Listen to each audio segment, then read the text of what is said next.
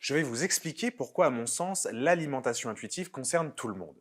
Une fois le diplôme de diététicien en poche et installé en libéral, je me suis vite heurté à une limite. Les connaissances physiologiques, physiopathologiques, biochimiques et nutritionnelles que j'avais acquises ne semblaient pas suffire pour répondre aux problématiques de mes patients. J'étais en face de personnes souffrant avec leur poids, en proie à des prises alimentaires compulsives, à une estime d'eux abominable, et connaître le circuit par cœur d'absorption et de recyclage du cholestérol ou les calculs du métabolisme de base ne semblaient que peu utiles dans cette situation. C'est à ce moment-là que j'ai décidé de m'intéresser à l'approche biopsychosensorielle ou en termes plus communs à l'alimentation intuitive.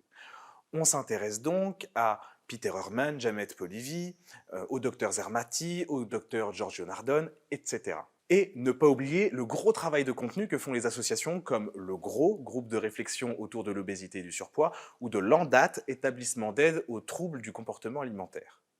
Bref, ensemble, nous allons parler de l'alimentation intuitive, nous allons voir comment ces processus peuvent être perturbés et étudier plus en détail ce qui découle de ces perturbations.